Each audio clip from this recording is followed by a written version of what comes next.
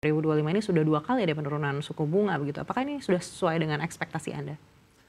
Kalau penurunan yang terakhir ini terus terang merupakan surprise positif ya. Karena mereka melihat atau paling tidak pelaku pasar melihat penurunan ini mungkin baru akan terjadi di semester 2. Khawatir dengan nilai tukar rupiah dolar yang masih melemah dan sebagainya. Tapi kemarin mungkin ada momentum. Jadi rupiah dolar yang tadinya bertahan di atas 16.500, satu minggu ini sudah di bawah 16.500. Bahkan tadi kita lihat di 16.200 seperti itu. Nah, adanya momentum itu menurut saya dimanfaatkan oleh Bank Sentral untuk menurunkan suku bunga. Jadi ini suatu surprise, tapi surprise positif. Baik, kita tahu pasca pemangkasan suku bunga, lalu ini juga langsung direspon positif oleh pasar begitu. Dan kita lihat memang penguatan ini terjadi sampai hari ini akhirnya terjadi koreksi sehat. Apakah menurut Anda ini sudah meningkatkan daya tarik aset keuangan kita untuk investor global? Nah, saat ini valuasi daripada saham Indonesia itu murah. Kenapa? Karena pada bulan April yang lalu, pada waktu harga saham turun, waktu Liberation Day, penurunan kita termasuk cukup dalam. Sementara pada saat itu beberapa bank besar dividen yieldnya bahkan sudah di atas 10% dengan harga terkoreksi waktu itu. Nah, kemudian karena dividen yield yang besar, valuasi yang murah, sekarang kita melihat bahwa asing mulai risk on. Jadi yang tadinya mereka risk off, sekarang mulai berani risk on. Makanya aset-aset beresiko termasuk aset kripto, saham itu diminati lagi. Nah, jadi sekarang itu kenaikan harga sahamnya itu bukan karena rupiahnya melemah atau menguat, tapi memang kepada investor asing yang lebih berani risk on. Nah, penguatan rupiah ini salah satu efek sampingnya aja.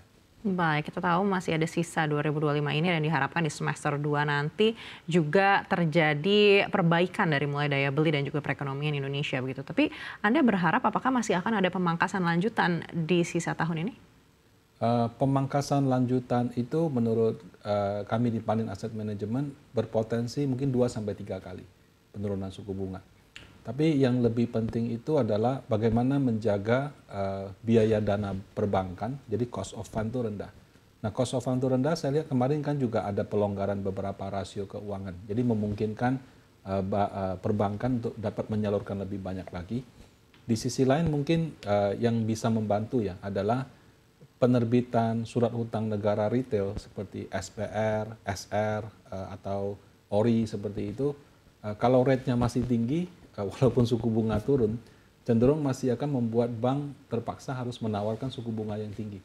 Nah, akibatnya bunga kredit juga akan tinggi. Jadi kalau ingin kondisinya membaik secara fundamental, tidak cukup hanya penurunan suku bunga, tapi instrumen terkait seperti ORI, SR, SBR, dan juga suku bunga deposito perbankan itu perlu turun. Nah, penurunan itu sekali lagi tidak hanya tergantung suku bunga acuan, tapi juga instrumen yang menjadi kompetisi daripada deposito.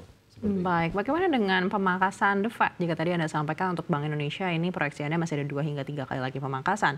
Untuk The Fed ini banyak harapan di bulan Juni akan terjadi pemangkasan suku bunga. Tapi apakah hanya satu saja di tahun ini atau ada ruang sebenarnya untuk pemangkasan lanjutan? Apalagi kalau melihat kondisi perekonomian di Amerika Serikat ini kan peluang untuk terjadinya resesi terlihat semakin besar.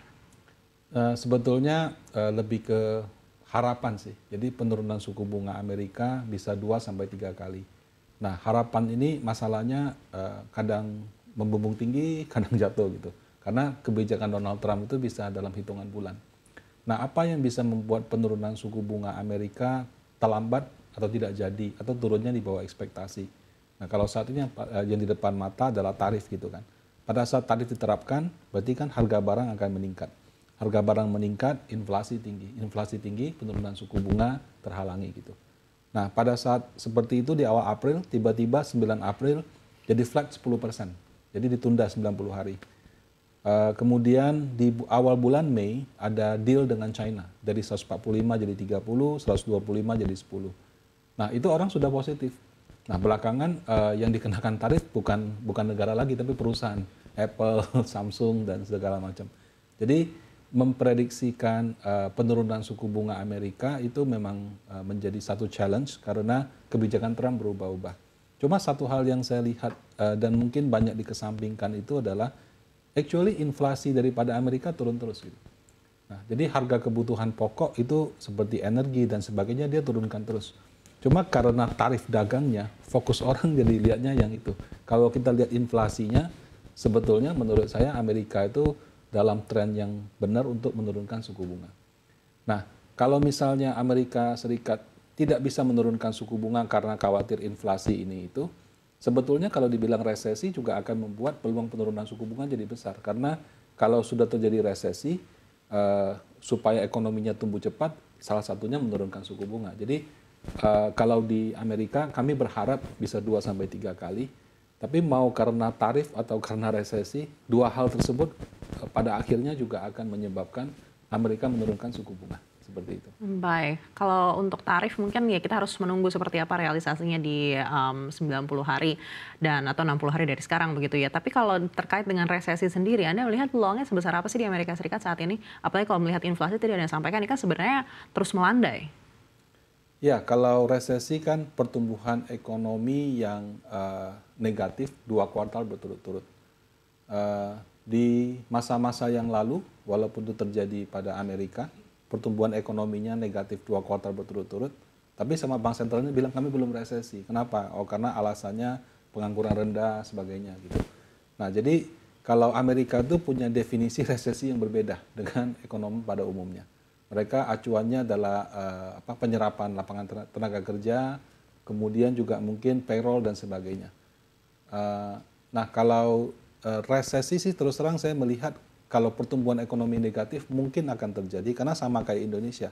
Di sana juga ada pemangkasan anggaran oleh pemerintah Amerika Serikat melalui DOGE kan yang dipimpin Elon Musk gitu. Nah, Indonesia kan juga ada efisiensi anggaran yang dilakukan oleh Pak Prabowo. Makanya pertumbuhan ekonominya melambat. Di Q1 kan 4,87 kalau nggak salah, di bawah ekspektasi. Nah, itu padahal sudah berbarengan dengan bulan orang terima THR. Biasanya di bulan-bulan orang terima THR itu konsumsi tinggi. Nah, tapi di Q1 2025 itu pertumbuhan ekonominya sudah melambat dibandingkan periode sebelumnya, juga di bawah ekspektasi. Nah, US saya kira di awal-awal ini juga akan terjadi hal yang sama. Cuma kan baru-baru ini Trump dia mengumumkan tarif kebijakan, bukan tarif pajak, maaf, undang-undang pajak yang baru yang sepertinya dipakai untuk meningkatkan spending lagi. Jadi dia kasih potongan pajak, diharapkan itu meningkatkan perekonomian. Nah, jadi kalau untuk Amerika sendiri terus terang kebijakannya sangat cepat gitu. Yang biasa bikin ekonomi turun ada, tidak lama sebulan itu berubah lagi. Di bulan depan ada yang baru lagi. Nah, jadi agak sulit kalau kita mau prediksi terjadi resesi.